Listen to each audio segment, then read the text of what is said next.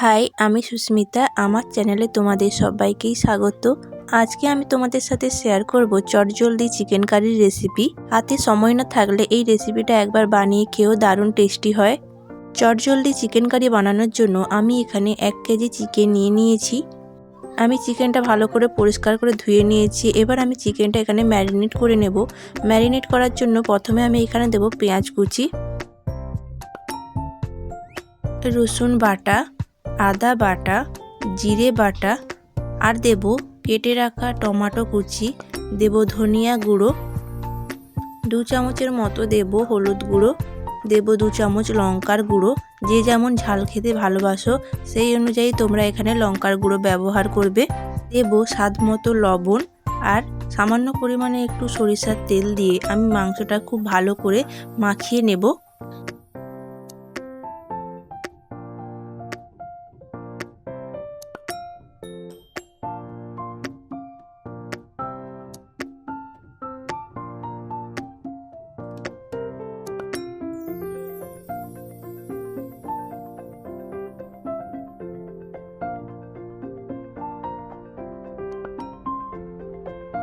School, office কিংবা অন্যান্য কোনো কাজের তাড়া থাকলে হাতে যদি একদমই সময় না থাকে, একবার হলেও এইভাবে রেসিপিটা বানিয়ে খেতে এতটাই টেস্টি হয় যে তোমরা অন্যভাবে চিকেন কারি বানিয়ে খাবে না। হাতে সময় থাকুক কিংবা না থাকুক এইভাবেই সবসময় চিকেন কারি বানাবে। কথা দিলাম। দেখুন, কথা বলতে বলতে এখানে আমার চিকেন ম্যারিনেট হয়ে গেছে। এবার আমি ঢাকা দিয়ে রেখে দেব। অন্যদিকে কড়াই বসিয়ে দিয়েছি, দিয়ে দেব 100 গ্রামের মতো সরিষার তেল। তেল গরম হয়ে গেলে এখানে আমি কেটে রাখা আলু লবণ হলুদ দিয়ে ভালো করে ভেজে নেব।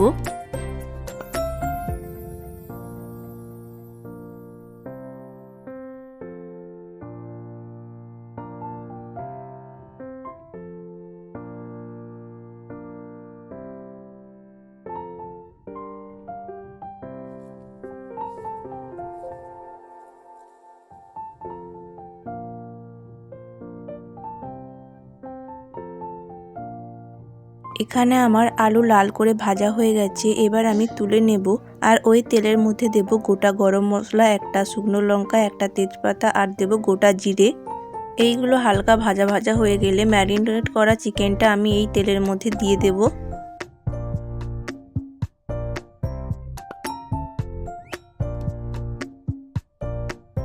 চিকেনটার মধ্যে কিন্তু আমি সমস্ত কিছু দিয়ে দিয়েছি, তার জন্য আমি এখানে আর কোনো কিছুই ব্যবহার করব না। এরপর আমি চিকেনটা খুব ভালোভাবে কষাতে থাকবো। যত ভালো চিকেন কষানো হবে ততই কিন্তু চিকেনের টেস্ট বেড়ে যাবে। আমি এখানে কিন্তু চিকেনটা ঢাকা দিয়ে দিয়ে কষিয়ে নেব।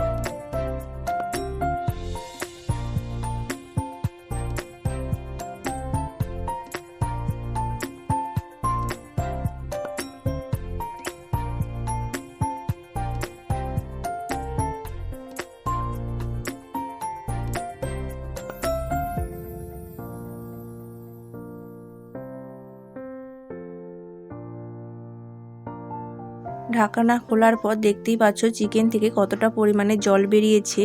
এই জলেই কিন্তু চিকেনটা পুরোপুরি সিদ্ধ হয়ে যাবে। চিকেনটা খুব ভালো করে আমি এখানে নাড়াচাড়া করে নেব। এরপর আমি এর মধ্যে দিয়ে দেব ভেজে রাখা আলুগুলো। আলু দেওয়ার পর চিকেনটা আবার খুব ভালো করে আমি ওখানে নেড়ে চেড়ে কষিয়ে নেব।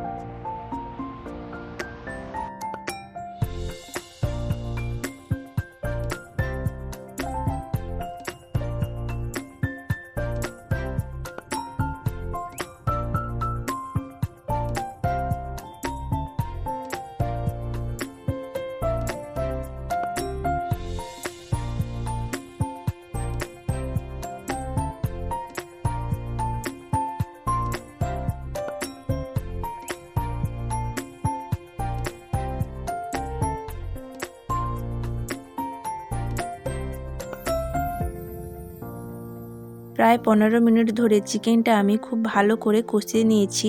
এখানে আমার আলুটা কিন্তু প্রায় 80% মতো সেদ্ধ হয়ে গেছে, আর 20% সেদ্ধ হওয়ার জন্য এখানে আমি সামান্য পরিমাণে একটু জল ব্যবহার করব। জল দেওয়ার পর এখানে আমি চিকেনটা 5 মিনিটের জন্য ফুটিয়ে নেব।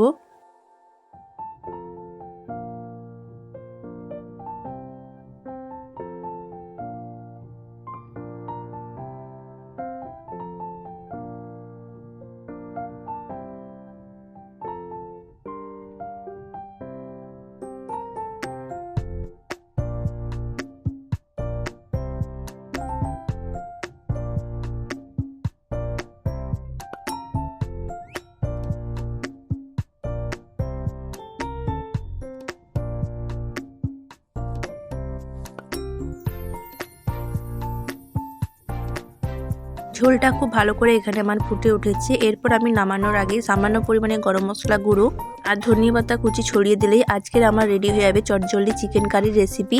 রেসিপিটা তোমাদের কেমন লাগলো অবশ্যই কমেন্টে জানাতে ভুলবেন না। ভালো লাগলে লাইক করবেন, শেয়ার করবেন এবং সাবস্ক্রাইব করে পাশে থাকবেন। আজকের মতো এখানেই, দেখা হচ্ছে অন্য কোনো রেসিপি নিয়ে। সবাই ভালো থাকবেন, সুস্থ থাকবেন এবং সাবধানে থাকবেন। Thanks for watching guys, by.